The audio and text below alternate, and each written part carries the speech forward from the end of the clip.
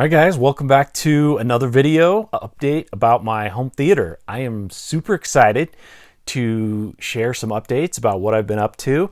So starting with the video, I have a 145-inch diagonal screen. It's a 16:9 aspect ratio, and the viewing distance is about 17 feet from the screen to the main listening position here. There's a couch on the front row, so that's a little bit closer, but from the screen to the main listening position is about 17 and a half feet. For projector, I have the Epson 6050 UB, and it's a 4K-ish projector. It does 4K, but it does it through pixel shifting. So it's not a native 4K, but it does do 4K upscaling.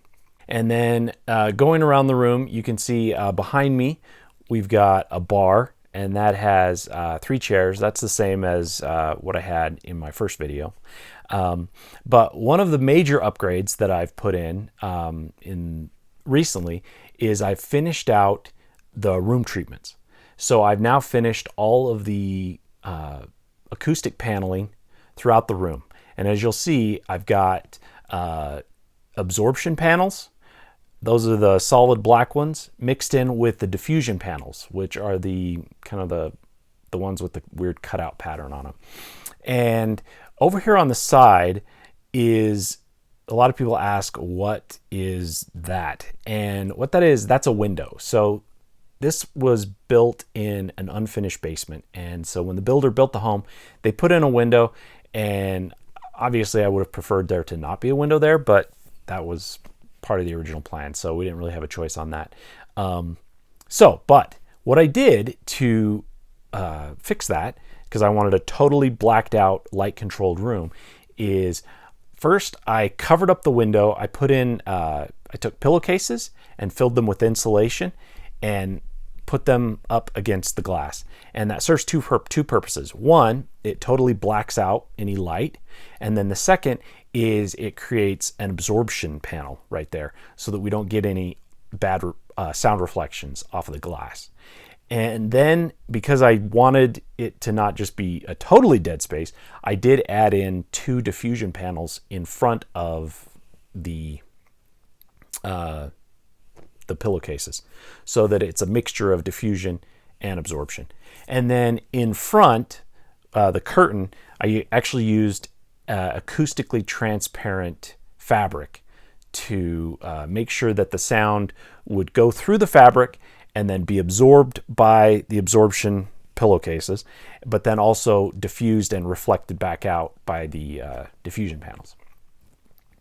Okay, so that pretty much covers all of the acoustic treatments in the room. I've got those on the walls as well as on the ceiling. So now let's talk about the speaker setup. When I first built this theater, I envisioned a 7.2.4 setup. So that's 7 speakers on the bed layer and then 4 in the ceiling. And so that's what I wired it up for. Because it was an unfinished basement, I was able to run all of the wiring inside of the walls.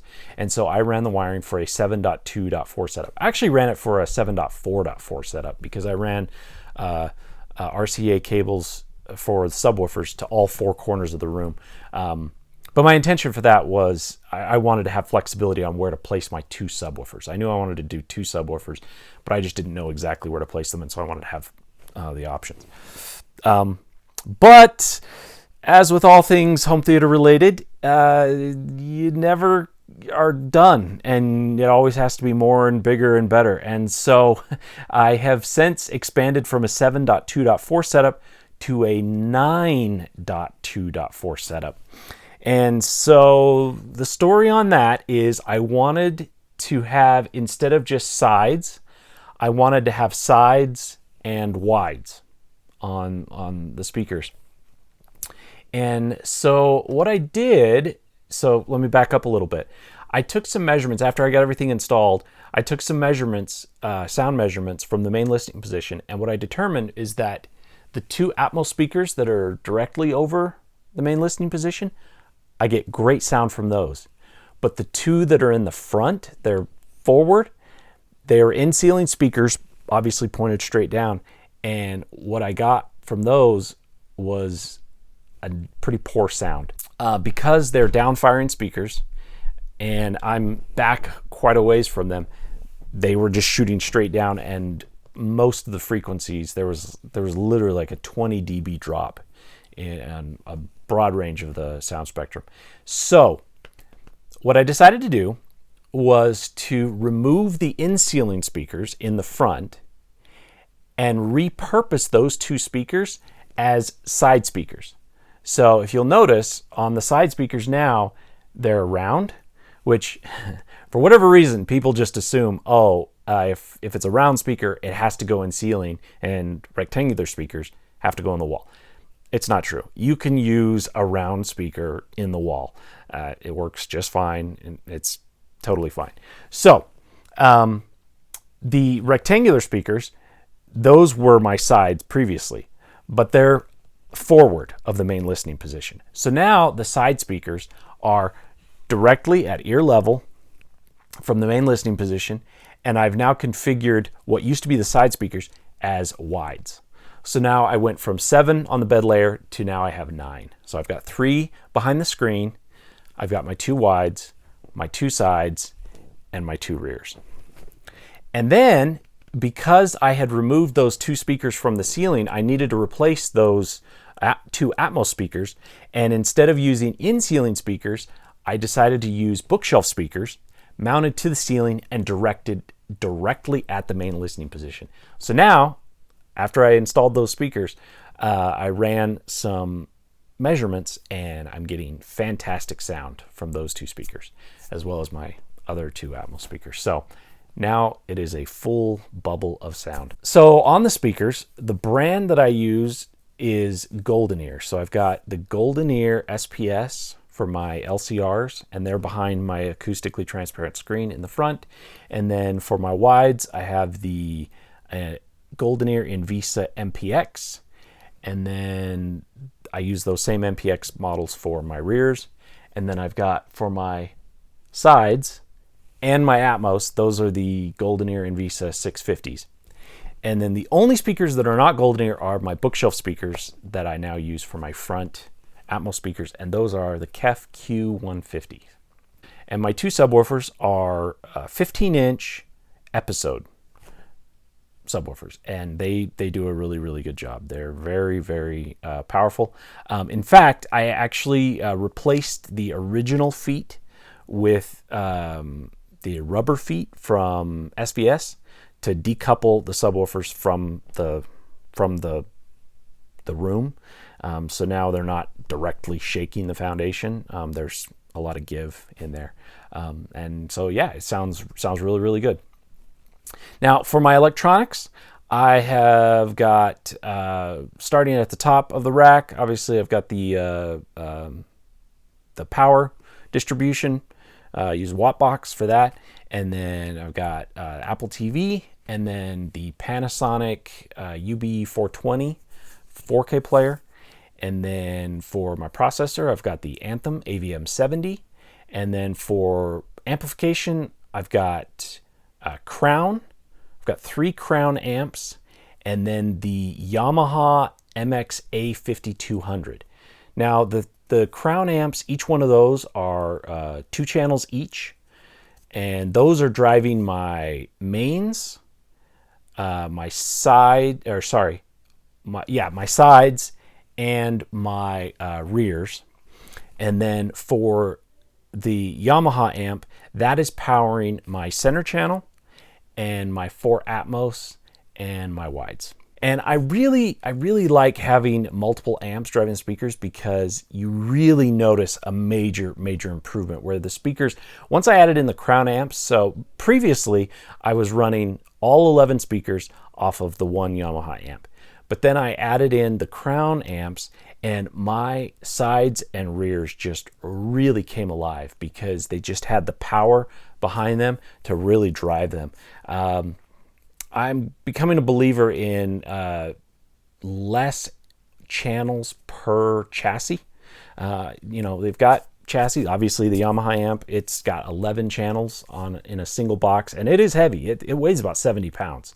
That amp is nothing to sneeze at. But I think when you try to cram that many channels into a single chassis, compromises have to be made. And so I think fewer channels in a chassis is generally better.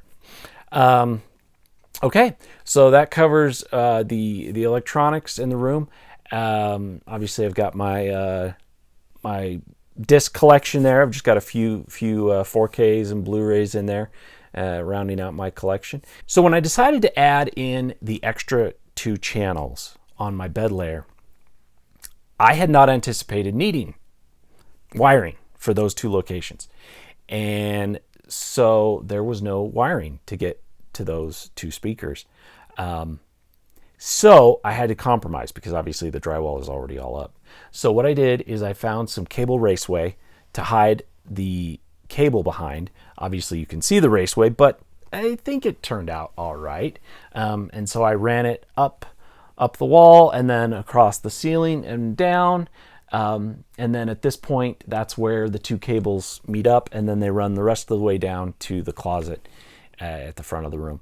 And I think it turned out about as well as it possibly could, all things considered.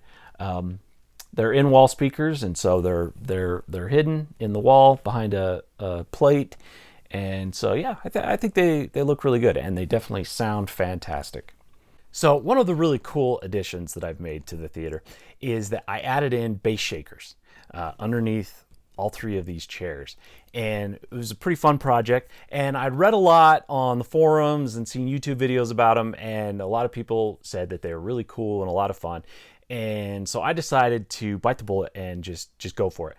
I had to modify the chair a little bit. I had to build a platform to support the bass shaker.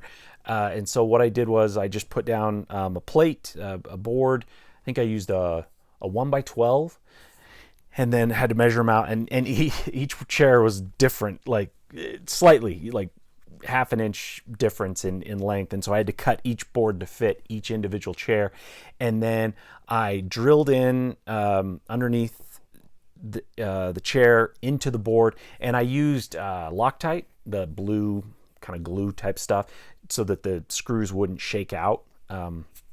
And so anyways, yeah, I mounted the bass shaker on the plate, and then they're powered by an amp that I've got behind the chair here. And I actually used one of the subwoofer outlets over here that I had installed. And so that is going into the amp, and then the speaker wire goes into the 3 bass shakers.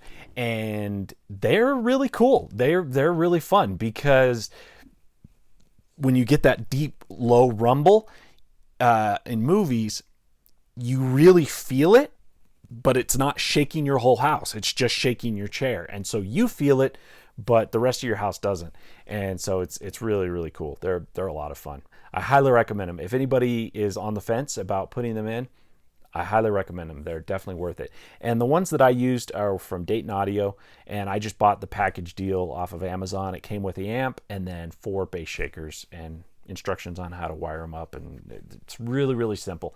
And they're really handy because it actually has a remote where you can adjust the volume on them. So if you want lower intensity or higher intensity, it's really easy. I can just reach back here, and just from the remote, I can dial it in and out to fit however we want it to be. So yeah, that is my theater in its current state, and hopefully it's done, and I won't really think of anything else that needs to be done. Thanks for watching.